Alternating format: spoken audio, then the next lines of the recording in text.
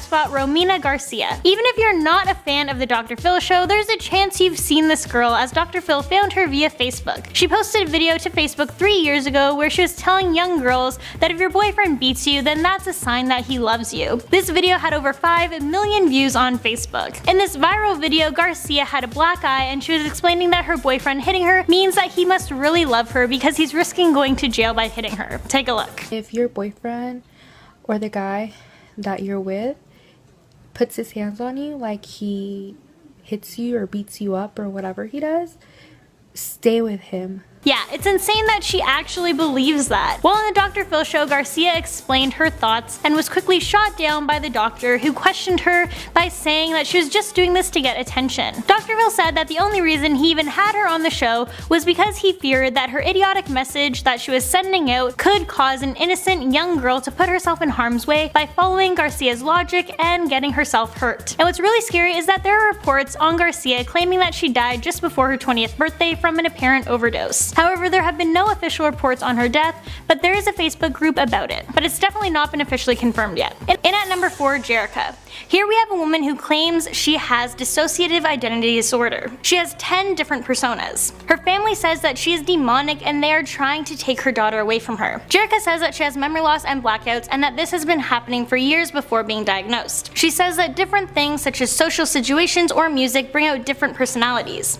Now obviously having a personality disorder or having multiple personalities isn't something someone can control. The reason she's on this list is because during her interview with Dr. Phil, something strange happened, and people found it super creepy. It's as though she blacks out and one of her personalities is trying to come out or trying to keep her from saying something. When she's asked about the worst trauma she's faced in her life, this is what happened. What is your name? Fine. I'm fine. And then there's this part where it seems like she's talking to herself. What is the answer to my question, Jerica? What?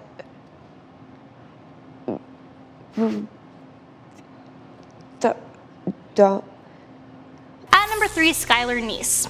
So in this story, the 2 girls who are creepy weren't actually on the show because they were in jail. But this is one of the most unbelievable segments that has ever been shared on this platform. I remember I first saw the story a few years ago and it just completely shocked me. A teenage girl is stabbed to death and the 2 people charged are her 2 best friends. They stood over her body and watched her die. So here we have 16-year-old Skylar Neese. Sadly, she wasn't able to come onto the show herself because she was killed by her 2 best friends. One of the girls who killed Skylar was a girl named Sheila, who she had been best friends with since the age of 8. They referred to each other as sisters and they were always together. The other girl was Rachel, who she met when she was 14. The 3 instantly became best friends, but then Sheila and Rachel turned against Skylar. Their friendship turned rocky. But one night they invited Skylar out with them. So she snuck out late one night to meet up with them, hoping this would end up repairing their friendship. Instead, the 2 girls took Skylar to a secluded area in the woods and stabbed her over 50 times. Skylar's parents obviously didn't know what happened to their daughter, so they called the police and a search party was sent out looking for her. And the story of her missing went all over the news stations. It wasn't until 6 months later that Rachel confessed to murdering Skylar. During these 6 months, these 2 girls were so sick that they would actually go visit Skylar's parents, crying, saying they were worried about her and they just wished their best friend would come home. Also during the 6-month period, the girls posted things on Facebook saying how they missed their friend and they wanted her home. But then they began to post cryptic weird messages on Twitter, and that's when investigators got suspicious. They also admitted to hanging out with Skylar that same night and said that they had dropped her off down the street from her house and that was the last time they saw her. During this time, the investigators were looking into the 2 girls possibly being involved, but Skylar's parents begged the investigators to leave Sheila and Rachel alone as the 2 girls were going through enough, having just lost their best friend. But soon they would find out that they were defending Skylar's killers. After Rachel confessed, officers asked why they did this and Rachel said it was because they didn't want to be friends with Skylar anymore. Yeah, they didn't want to be friends with her anymore. That's why they stabbed her to death. Who thinks like that? Rachel told investigators that Sheila was the mastermind of the whole thing, but that the 2 girls had been planning this for months. It took Sheila a year and a half to admit to the murder. It's insane to think that 2 16-year-olds could kill their best friend. Coming in at number 2, Aneska. You might recognize this girl from our list of the top 5 craziest people on the Dr. Phil Show Part 2. And of course I will link that below. Well, not only is she crazy, but she's also creepy. Here we have a little 12-year-old girl who says that she wants to kill her siblings. Aneska made her Dr. Phil appearance 2 years ago. She was brought on the show for not only wanting to kill her siblings, but also for her rage outburst, which she experienced since the young age of 3. She verbally and physically abused her parents and chased her siblings around with knives, telling them she's going to kill them. She drew pictures of her killing them, and they would say that they were scared to sleep at night. Recently, she took matches, lit paper, and set a comforter on fire. We absolutely do not know what she's going to do next. She's even shown extreme violence towards animals. At just 6 years old, she actually beat the family's hamster to death with a flashlight, literally beating him until he was flattened out. Then at the age of 7, she killed a nest of baby birds by squishing them and popping their heads off with her bare hands. She said she killed the birds because the voices in her head told her to do so, and that if she didn't, they would kill her parents. But she also said that the violence makes her feel comfortable. So yeah, clearly this is a very troubled girl, and hopefully she can get the help she needs. Alright, and before we jump into our #1 spot, I just want to remind you guys to please show us some love by giving this video a big thumbs up and subscribing to our channel. Also, don't forget to stay tuned until the end of our video, as I'll be answering your questions and reading comments. And if you would like to be featured in an upcoming video, then make sure you leave your questions down below. And in at #1, Zachary. And so because she wasn't taking care of you and your family, you decided to kill her. This is a clip of 17-year-old Zachary Davis, who is convicted of murdering his mother with a sledgehammer. Aside from a son killing his mother, people found this episode particularly chilling due to Zachary's flat and monotone voice. It's almost as though he's just completely checked out. Dr. Phil described this as being dissociative behavior. This is where someone will withdraw from context that threatens their coping skills. He said he decided to kill his mother that day, and he decided to beat her to death by hitting her about 20 times in the head with a sledgehammer. At this time, she was sleeping, and he said right before he opened her bedroom door, his mind was pretty much blank. Dr. Phil then asked if she made a sound after he hit her the first time with the sledgehammer, to which she responded, "I could only hear the hammer hitting her head." Then Dr. Phil asked this. What did it sound like? There was this wet thumping sound. And then this question. Long before you hit her the second time? Just a few seconds. Did you think she was already dead?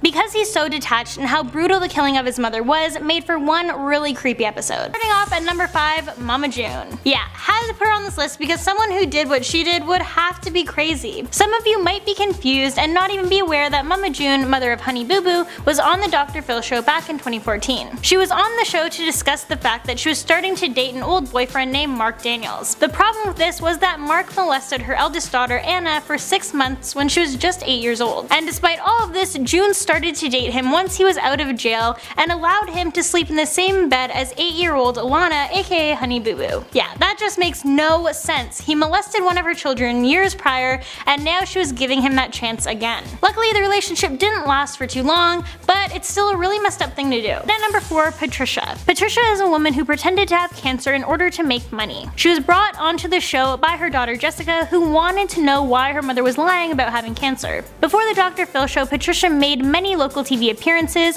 where she claimed to have stage 3 brain cancer, and claimed that she had survived at least 17 strokes. Dr. Phil obtained her medical records and said that she lied about a lot of information regarding her surgery. Her daughter said that she believed her mother was lying in order to scam people out of their money. At #3, Sexy Vegan. Oh, Sexy Vegan, yeah, he's something alright. You can find this guy dancing on the streets of Hollywood in just a Speedo and knee-high socks. Sexy Vegan went on Dr. Phil because his sister was worried about him. Sexy Vegan chanted on the show, "I am the beautiful vegan messiah." I am the beautiful vegan messiah. He definitely stands out. He's got blue hair and the word Sexy Vegan tattooed in blue on his face. On the show, the 33-year-old admitted to being arrested 15 times for various reasons, and every time his mother bailed him out. He doesn't work, and his mother provides everything for him. Well, actually, I shouldn't say he doesn't work. He technically has made an album, and the song titles are kinda disturbing. Since his first appearance, he recently returned to the Dr. Phil show to apologize for how he acted. Coming at #2, Hayley. Here is 19-year-old Hayley, who made headlines after she appeared on the Dr. Phil show, claiming she was 9 months pregnant and still a virgin. I mean, we've watched Jane the Virgin. It's possible. But even crazier than that, she claimed to be pregnant with Jesus. Yeah, Jane never tried to pull that one. Take a look. There is no what if. I am pregnant.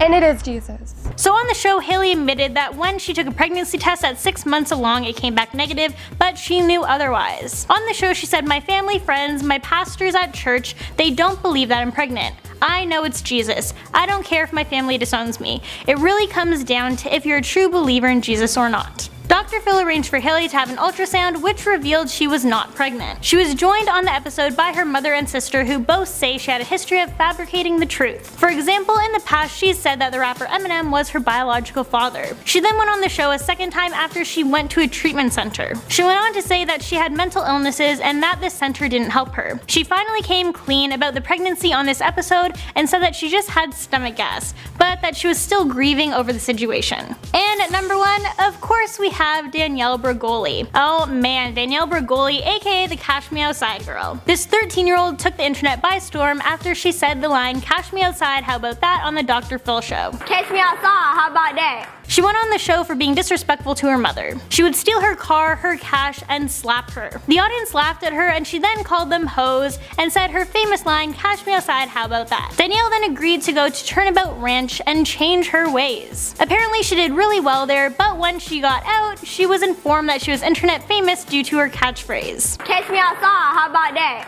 Catch you outside? And because of all of this, she took that fame and ran with it. Shirts came out with her catchphrase, she was appearing in music videos, making her own YouTube videos, doing sponsorship deals, she even came out with some singles. She basically became a millionaire overnight. However, she did do one good thing with a portion of her money when she paid off her mom's mortgage for her. Starting off at her number 5 spot, Ashley. Ashley was on the show in 2016 when a couple, April and Nathan, brought her on the show because they said that Ashley was digitally kidnapping their 2 twin girls. Yeah, as bizarre as this sounds, it happened. Also, keep in mind, April and Nathan have never met Ashley previous to this. It was proven on the show that since all the way back in 2012, Ashley has stolen pictures of the girls off of April's Facebook, and she's posted them on her account, claiming the twins as her own. And even creepier than that, Ashley actually prints these photos off of the girls and puts them in picture frames around her house. Are in picture frames all over her house. Above her bed, above her nightstand, on her TVs, on her dressers, on the end of couches. The entire episode, Ashley was denying everything, but there ended up being so much proof that she had to admit it in the end.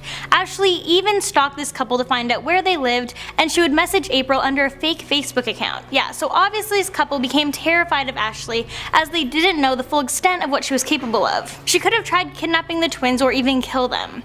I mean, can you even imagine that? Someone you don't even know having all these pictures of your kids in their house. Yeah, that's super creepy. And at number 4, sugar babies. Now here we have a mother-daughter duo who created a family business. For those of you who don't know, sugar babies are young women who like to date rich men and get paid for it. So you might say, that sounds like a prostitute. Well, sugar babies claim the difference is that they don't need to have sex with their date as where prostitutes do. 26-year-old Riley went on a Dr. Phil show as a proud sugar baby. She told Dr. Phil how she charges her companions $2,000 a day or $5,000 for a week. She claims to have never had sex with any of her sugar daddies, but will occasionally strip for them. And the craziest part is she actually convinced her mother to become one as well, and the two will even double date with their sugar daddies. They even discussed one time where they stripped down together and whipped the men they were with. Okay, so you're good with this, right? You're okay with this? I'm okay with this. Yeah, that's some very bizarre mother-daughter bonding. At number 3, Burke Ramsey. This name might sound familiar to you as Burke is the older brother of former child pageant queen JonBenet Ramsey. She was murdered in 1996 at the age of 6, and her murder is still unsolved. At the time of this murder, Burke was only 9 years old. He was even at one point considered a suspect. He went on to the Dr. Phil show to discuss the morning his 6-year-old sister's body was found. This interview really confused a lot of people and kind of concerned them, as the whole time during the interview, Burke had this smirk on his face. It's just not an expression you would expect to see on someone who is talking about their 6-year-old sister's murder. Yes, it's been 22 years after the fact, but it's still awkward. This was his first interview since the murder, and after the interview was aired, he received a lot of backlash, and he said he would never do another TV interview again. After the episode aired, Dr. Phil said the reason Burke had the smirk on his face